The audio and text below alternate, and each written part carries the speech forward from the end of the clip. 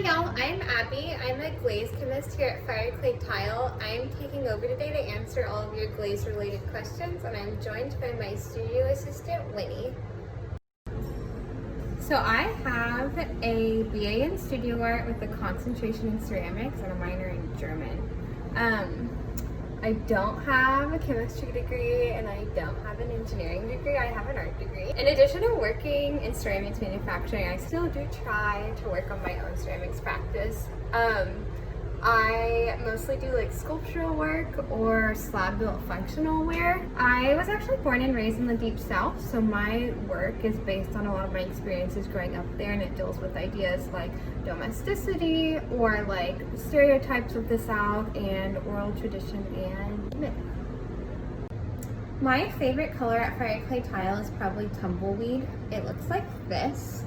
It's one of the new colors we launched with the Desert collection. It's a super beautiful warm neutral, and I'm also just a little bit biased because I helped develop it. I wish I could give y'all some better tips for how to win Guess That Glaze. My best advice would be to maybe think about what colors the stains will end up being once they're all mixed together. But since I'm up in the lab, I thought maybe I could give you guys a couple hints. So for example, we use a lot of this cobalt blue stain. It's purple looking in the container, and it ends up firing like a deep cobalt blue a lot of the time. Another example is of another colorant we use a lot is copper carbonate, which looks pastel green in the container, and we use it to make a lot of our deeper, more translucent greens. So maybe you guys can use those tips on Guess That Glaze in the future. So if you're looking to learn more about glazes, I would recommend books like Clay and Glazes for the Potter by Daniel Rhodes. I would recommend The Complete Guide to Mid-Range Glazes by John Britt.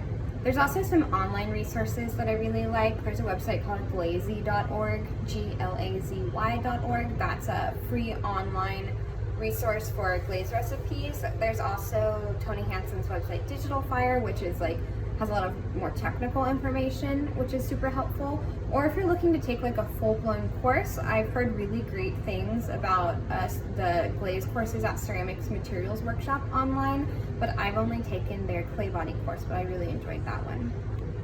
So I don't get to decide what colors we're gonna add to the palette on my own, but I am part of the product development team, which is a cross-departmental team here at Fireclay. And once we decide kind of where the holes in the palettes are for color or what colors we want to introduce, I'll receive something like a little paint chip like this. And that's when I got for the Desert collection. And I'll use that as kind of like a guide. And in developing new colors, I could develop probably hundreds. I think for the Desert collection, it was hundreds of different pour tests or glaze formulas. And we test in the form of line blends like this. Sometimes I'll test on a 2x6 like this, just because there's a little more surface area. And once we've done a lot of testing, we reconvene as a product development team, and we pick the colors that fit best within the palette or collection, and then do further testing on those. So that's all for today. Thanks for tuning in. I had a lot of fun answering y'all's questions, and I hope to see you next Fireclay Factory Friday.